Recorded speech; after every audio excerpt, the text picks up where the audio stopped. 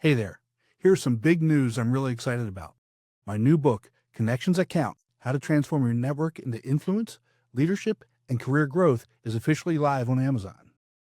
If you're ready to stop networking for the sake of collecting contacts and start building relationships that actually matter, this is the guide for you. Grab your copy today on Amazon. Again, it's Connections That Count: How to Transform Your Network into Influence, Leadership, and Career Growth by Tim Newman.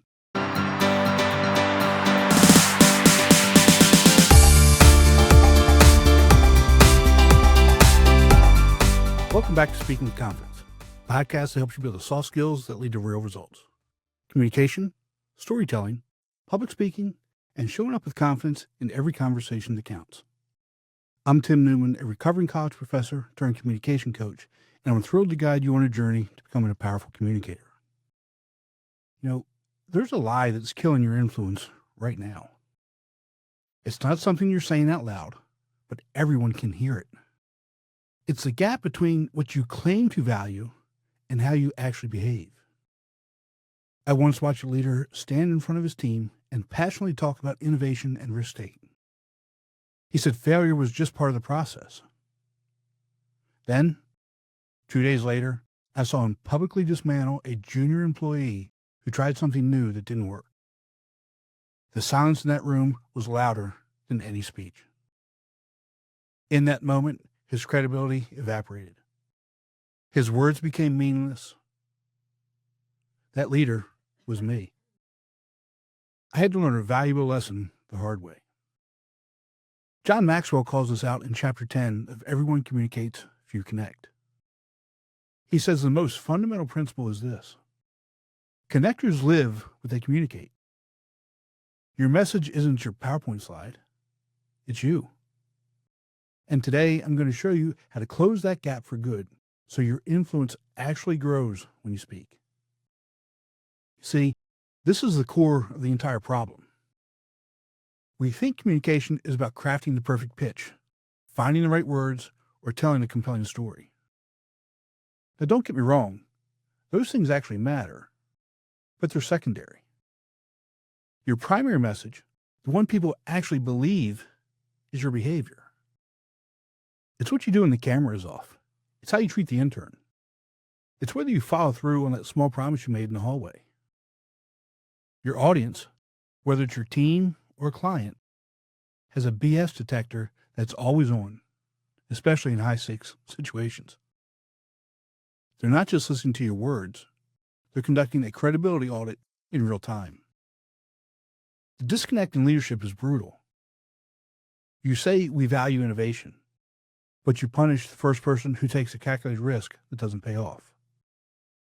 You say people are our greatest asset, but you cancel one-on-ones the second things get busy. You're communicating that tasks are more important than people, no matter what your mission statement says. The disconnect in client communication is just as damaging.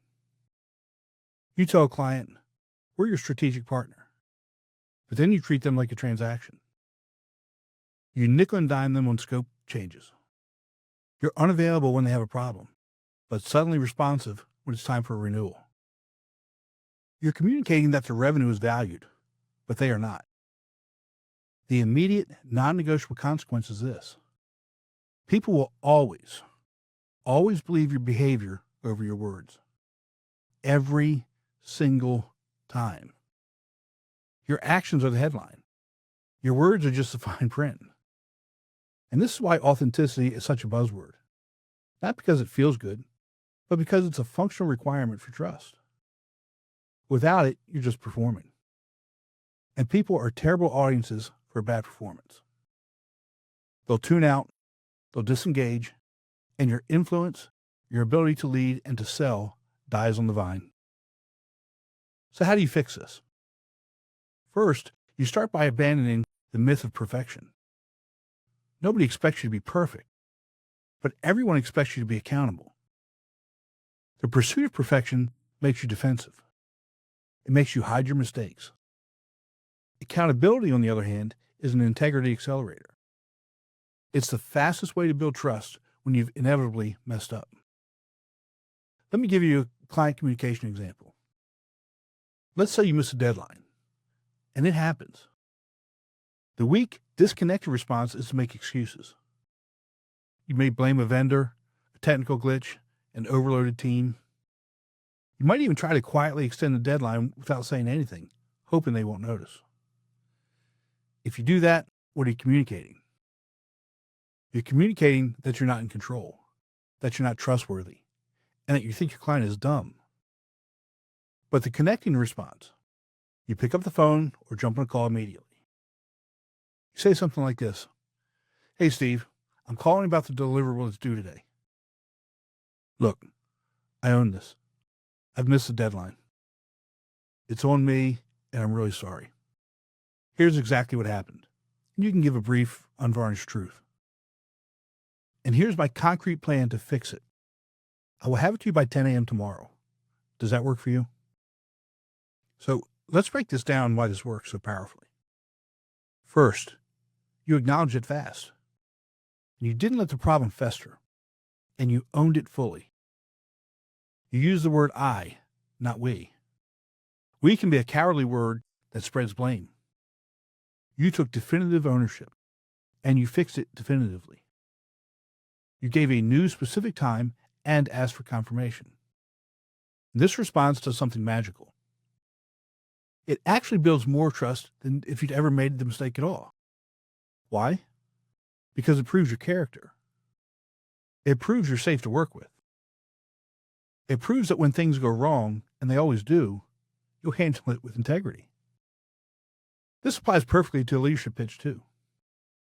Imagine you're pitching a new strategy to your team, and you get a detail wrong, and someone points it out. The disconnected leader doubles down or gets defensive. The connecting leader says, "You know what? You're absolutely right. Thanks for catching that. Let me correct myself." That moment of public accountability makes you more credible, not less. It shows you care more about being right than about being seen as right. The formula is simple, but it's not easy. Acknowledge the mistake fast. Own it fully without dilution, and fix it definitively with a clear solution. This one practice deposits more trust capital than a dozen perfectly delivered speeches. Now let's talk about vulnerability, because this is where most professionals get it all wrong. We confuse vulnerability with weakness. We think showing any crack in the armor will make people question our competence. The exact opposite is true. In the context of influence, vulnerability is strategic authenticity. It's a calculated display of humanity that makes your expertise relatable and therefore more trustworthy. Contrast the know-it-all leader with the learn-it-all leader, especially in a pitch. The know-it-all has all the answers. They present a flawless plan. They never seem uncertain. And as a result, they create distance. The team or client thinks, "Well, of course this looks easy for you. You're on a different level." There's no connection. The learn-it-all leader is different. They might say, "When I first approached this problem, I made the mistake of focusing only on X. It took me a while to realize that Y was the real lever. That failure taught me the framework we were using today." What just happened? You didn't show current incompetence. You shared a relevant struggle you've already overcome. And you made your journey accessible. You communicated that you've been where they might be, and you found a way through it. And that builds a bridge. This is incredibly powerful in client communication. Sharing a brief, relevant story about a past project where you face a similar challenge and what you learned tells a client two things. First, that you have real, hard-won experience. And second, that you're honest enough to talk about the messy parts. It makes your success seem repeatable, not like a fluke. The key distinction is crucial. You share challenges you've overcome, not current incompetence you're struggling with. You're not saying, "I have no idea how to handle this." You're saying, "I've navigated this before, and here's the insight I gained." This kind of vulnerability does something remarkable. It creates psychological safety. When you're willing to be human, you give everyone else in the room permission to be human too. It encourages honesty, deeper questions, and a more genuine collaboration.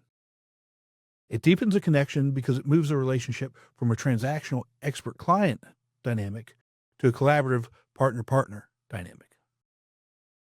So let's bring this all together. The principle is that you are your message. Your integrity is your most powerful communication tool. And the practices are to right your wrongs with immediate accountability and to be strategically vulnerable, sharing your learned wisdom, not your current weaknesses.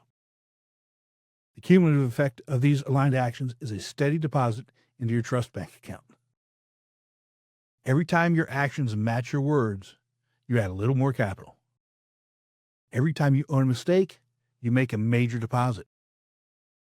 This capital is what gives your words weight and your influence power.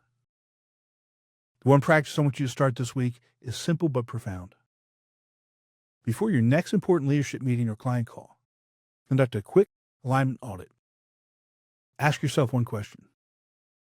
On this topic, do my recent actions match the words I'm about to say? If you're going to talk about value and customer feedback, have you actually reviewed the latest survey comments yourself? If you're going to emphasize teamwork, have you publicly credited a colleague for their help recently? This 5-second habit forces you to close the gap before you even open your mouth. It grounds your communication in reality. Remember, behavior is a language. What language are you speaking? The lie that kills your influence is the gap between your words and your actions. Live your message by owning your mistakes and embracing the strength of authentic vulnerability.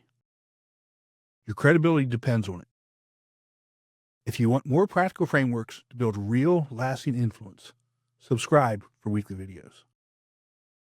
That's all for today.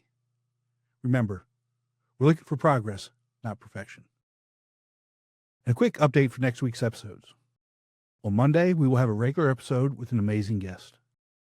On Thursday, December 25th, we will have a special replay of a popular teaching episode for the Christmas holiday. Then we'll be back on the regular schedule starting Monday, December 29th. Be sure to visit speakingwithconfidencepodcast.com to get your free ebook, The Top 21 Challenges for Public Speakers and How to Overcome Them. You can also register for the Formula for Public Speaking course. Always remember, your voice has the power to change the world. We'll talk to you next time. Take care. That's it for today's episode. But before you go, don't forget to grab your copy of my brand new book, Connections That Count: How to Transform Your Network into Influence, Leadership, and Career Growth, available now on Amazon. It's time to turn your network into real influence and career growth. Pick it up today and start making your connections count.